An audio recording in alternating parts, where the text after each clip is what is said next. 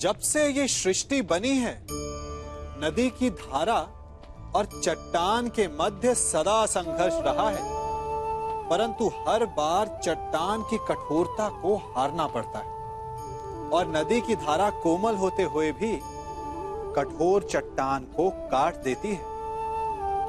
कभी सोचा है क्यों चट्टान इतनी कठोर और जल इतना कोमल, चट्टान इतनी दृढ़ और जल इतना लचीला, फिर भी सदा जल कठोर चट्टानों के मध्य से अपना मार्ग बना ही लेती है? कारण केवल एक है और वो है लगातार चलने की क्षमता। जल बढ़ता रहता है, चट्टान अडिग रहती है। इसी कारण जल चट्टान को काटकर मार्ग बना लेता है। इसलिए लगातार चलते रहिए, रुकिए मत, क्योंकि चट्टान जैसी हर समस्या को आप भी जल की तरह काट सकते हैं।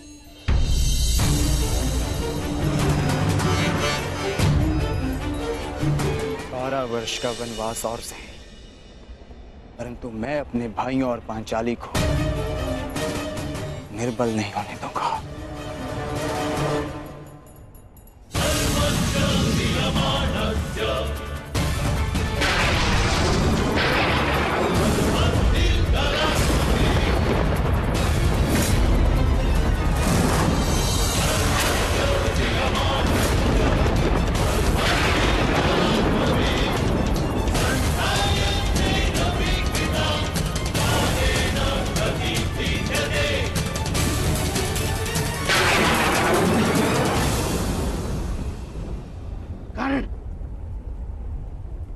मित्र युवराज दुर्योधन को दिया वचन स्मरण करो।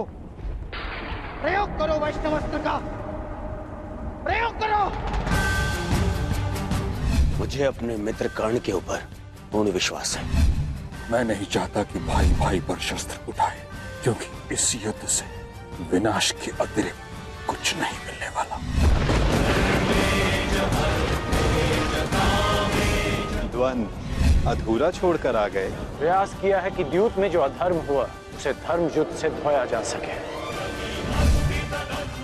परंतु एक वचन भी है कि आपके पुत्र 1 वर्ष का अज्ञातवास अवश्य पूर्ण करेंगे।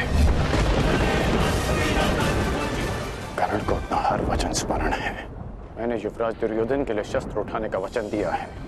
युद्ध तो मैं अवश्य करूंगा, परंतु मैंने एक और वचन दिया है कि आपके पुत्र अज्ञातवास पूरा करेंगे, और ये वचन भी मैं अवश्य पूरा करूंगा।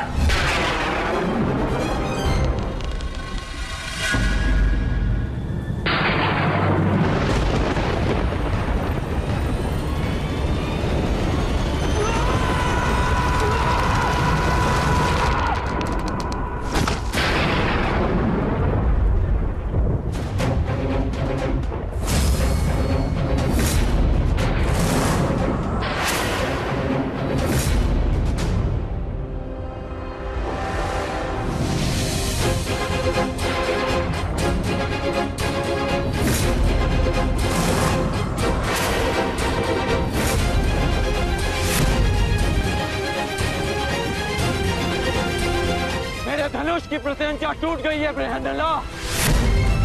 पता नहीं कौन सी शक्ति है जो तुम्हारी सुरक्षा कर रही है, परंतु ये राधेकर्ण उस शक्ति के समक्ष अपनी पराजय स्वीकार करता है।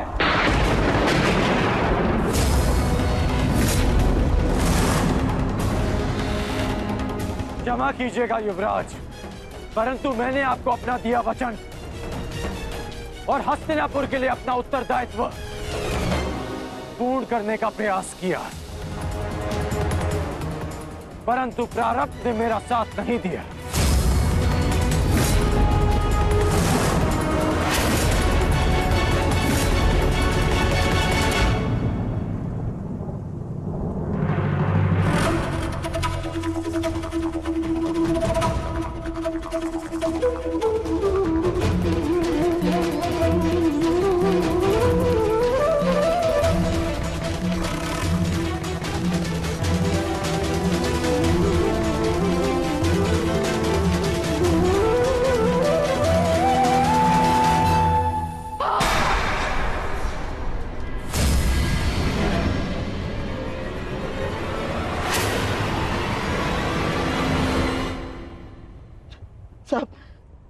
सब व्यर्थ गया।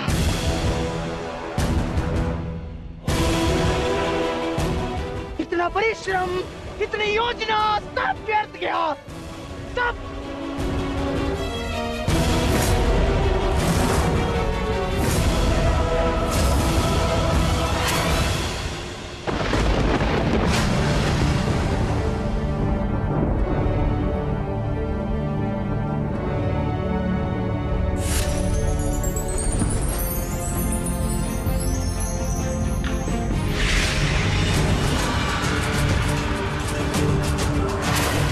अर्जुन, अर्जुन,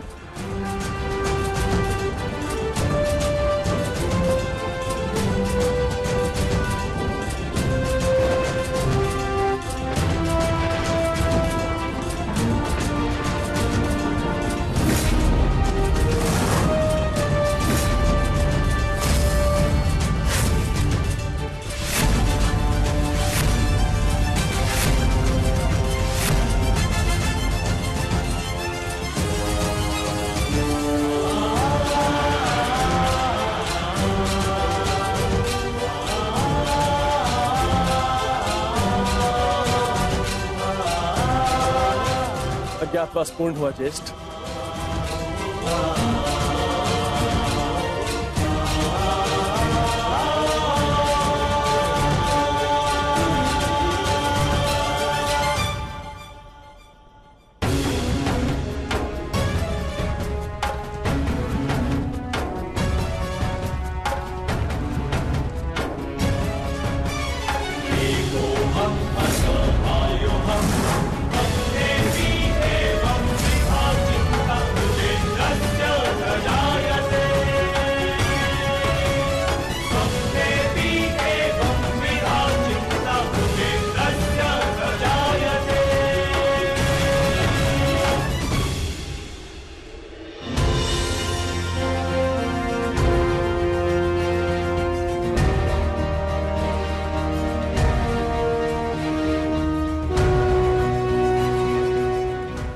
के अनुसार हमने 12 वर्ष का वनवास और 1 वर्ष का अज्ञातवास पूर्ण कर लिया है पितामह।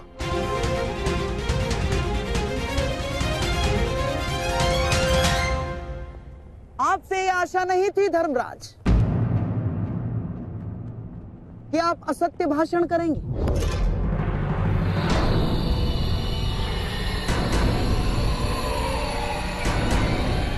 कैसा असत्य? ज्येष्ठ भ्राता श्री ठीक कह रहे हैं, हमारा अज्ञातवास पूर्ण हो चुका है। नहीं प्रिय अर्जुन, सभी नियमों का पालन नहीं हुआ है।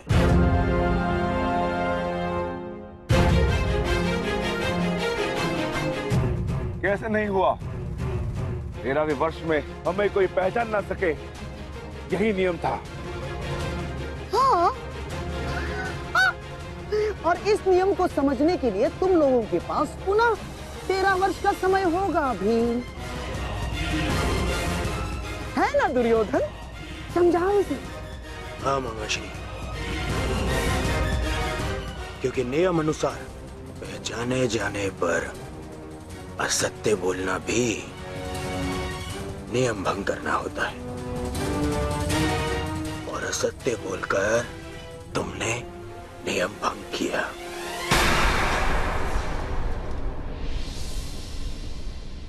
क्या सत्य कहा हमने? अपने अनुज से पूछो युधिष्ठिर। क्यों अर्जुन, जब मैंने तुमसे तुम्हारा परिचय पूछा तो क्या कहा था तुमने? बृहनिल्ला, बृहनिल्ला नाम है मेरा। आचार्य द्रोण पितामह भीष्म के समक्ष, पूरी कौरव सेना के समक्ष अर्जुन ने असत्य कहा था। अपना नाम बृहनिल्ला बताया था, अपने आप को किन्नर बताया था।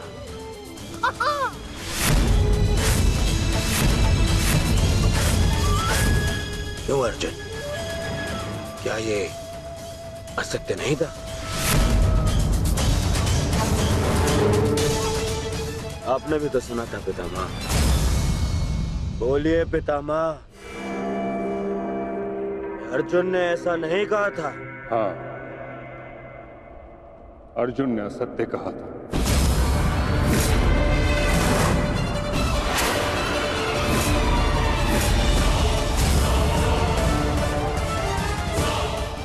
और अर्जुन ने अपना नाम ब्रह्नला बताया था, और वो ही ब्रह्नला अर्जुन बन के सामने खड़ा है।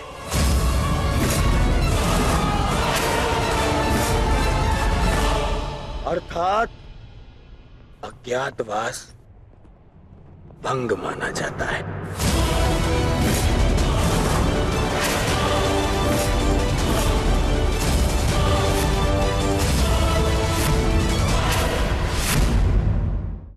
न ही इनका अज्ञातवास पूर्ण हुआ है और न ही मैंने इनका राज्य लौटाऊंगा। पुनः अवश्य मिलेंगे युधिष्ठिर रणभूमि में। तो ठीक है, यदि न्याय और नीति के लिए हम वनवास भोग सकते हैं, तो न्याय की स्थापना के लिए हम युद्ध भी अवश्य कर सकते हैं।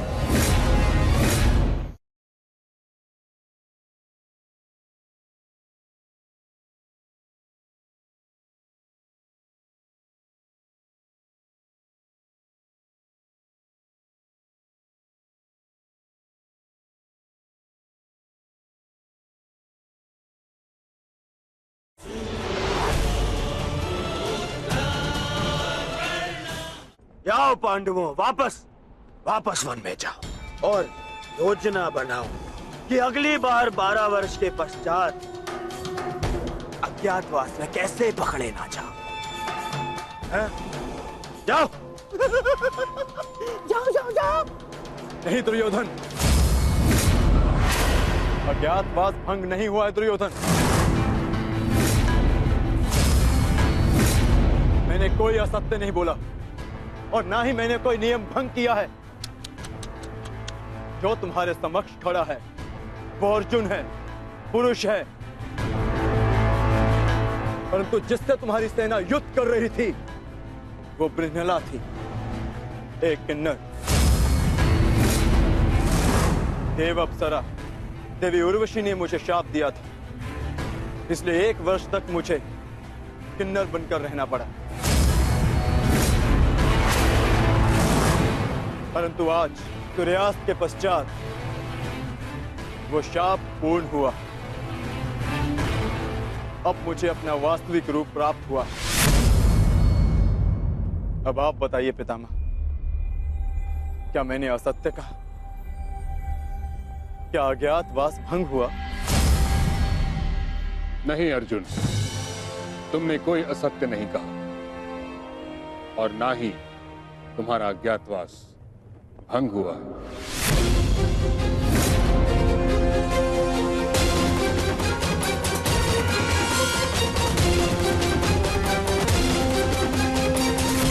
परंतु मैंने इसे पहचान लिया था पितामह। नहीं दुर्योधन, तुमने पहचाना नहीं था। तुम्हें आभास हुआ था कि ऐसा बाण केवल अर्जुन चला सकता है। यदि तुम्हें विश्वास होता तो तुम अंगराज से वैष्णवस्त्र का संधान करने को नहीं कहते, इसलिए मौन रहो। मैं ये घोषणा करता हूं कि पांडवों का अज्ञातवास सफलतापूर्वक पूर्ण हुआ।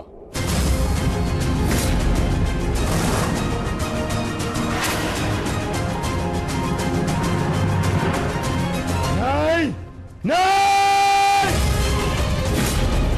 नहीं मानता मैं। नहीं इनका अज्ञातवास पूर्ण हुआ है और न ही मैंने इनका राज्य लौटाऊंगा। अब जो भी निर्णय होगा वो युद्ध से होगा। हम पुनः अवश्य मिलेंगे युधिष्ठिर रणभूमि में। स्मरण रखना दुर्योधन, हमने कभी युद्ध नहीं चाहा था। तुमने हमें इस युद्ध में धकेला है और अब यदि आर्यव्रत के भाग्य में युद्ध ही है तो ठीक है, ये युद्ध होगा, अवश्य होगा। यदि न्याय और नीति के लिए हम वनवास भोग सकते हैं, तो न्याय की स्थापना के लिए हम युद्ध भी अवश्य कर सकते हैं।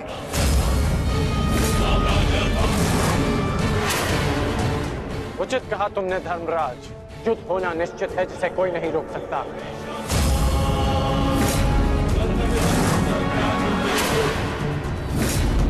अज्ञातवास पूर्ण होने का सुख कुछ ही दिनों तक रहेगा धर्मराज। हमने बिन 13 वर्षों को यूं ही नहीं काटा है कर्ण। जानता हूं, परंतु आप ये नहीं जानते कि इन 13 वर्षों के समाप्त होने की प्रतीक्षा आपसे अधिक मैंने की है। हर पल मैंने युद्ध की तैयारी की है धर्मराज।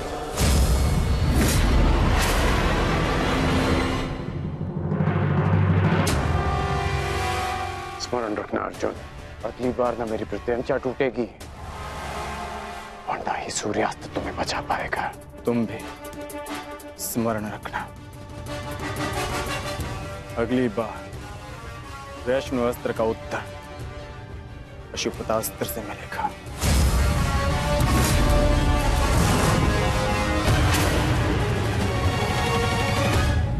समझ में नहीं आता युधिष्ठिर, मैं किन शब्दों में आपका धन्यवाद करूं। आप पांचों ने ना केवल मेरी, मेरे परिवार की, अपितु मेरी प्रजा की भी रक्षा की है। आभार की आवश्यकता नहीं है महाराज, क्योंकि हम स्वयं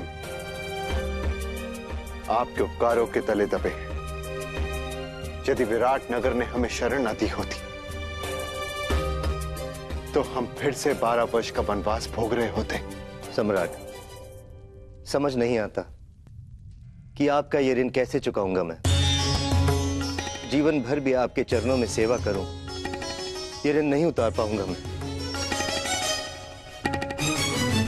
ऋण उतारने के लिए चरणों पर गिरने की आवश्यकता नहीं है विराट राज।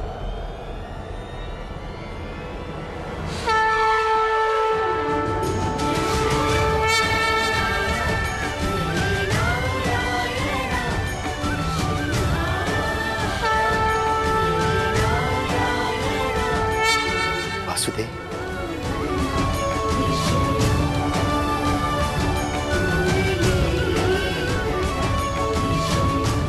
प्रणिपात वासुदेव। विराटनगर से आपके लिए संदेश आया है। अवश्य उन पांडवों का ही संदेश होगा। ये कैसे हो सकता है? ये नहीं हो सकता दुर्योधन।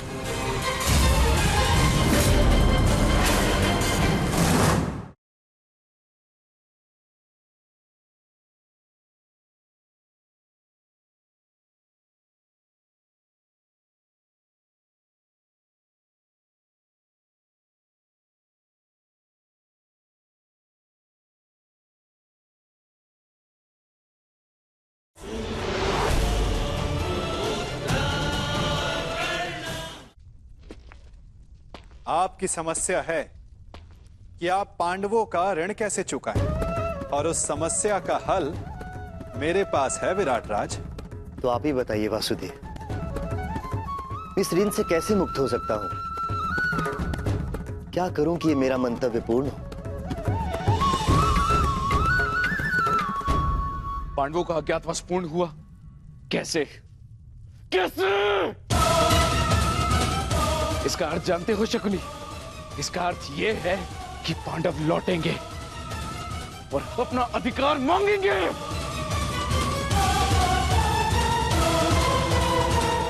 उनके मांगने से क्या होता है पिताश्री? मैं उन्हें अवसर नहीं दूंगा, कुछ नहीं मिलेगा उन्हें पिताश्री। मान!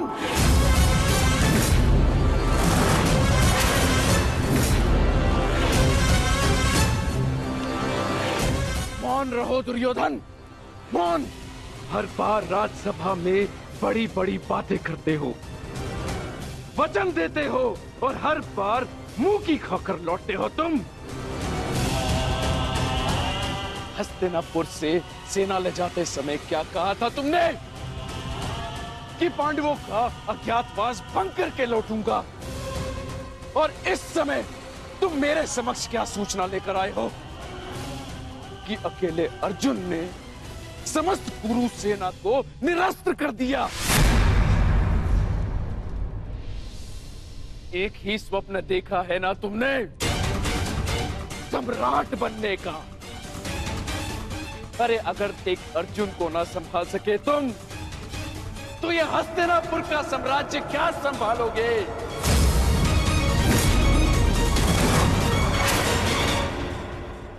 महाराज की जय हो।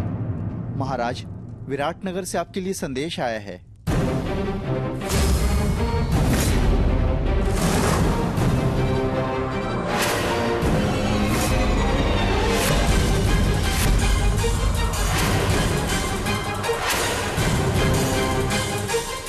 कृष्ण, विराटनगर से क्या संदेश आ सकता है? अवश्य उन पांडवों का ही संदेश होगा। युद्ध की चेतावनी भेजी होगी उन्होंने।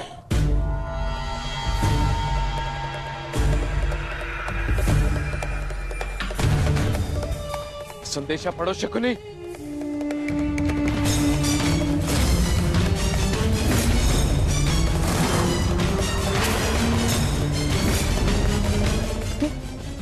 ये कैसे हो सकता है? क्या लिखा है इसमें मामाश्री? ये नहीं हो सकता दुर्योधन।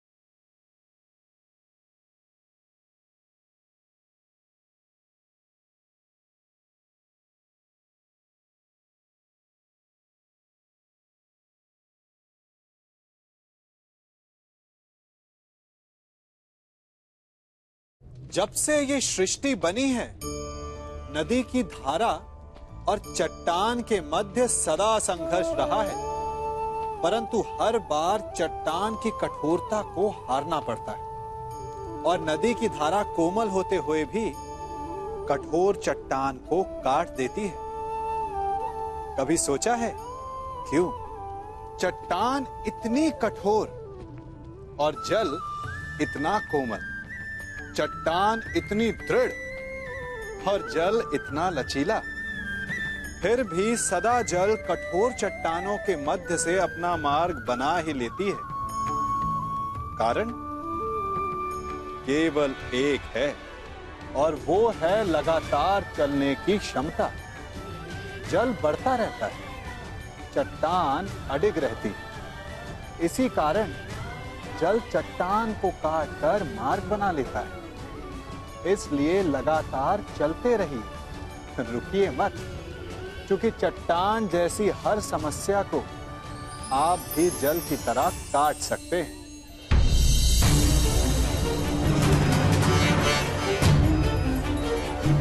12 वर्ष का वनवास और सही, परंतु मैं अपने भाइयों और पांचाली को निर्बल नहीं होने दूंगा।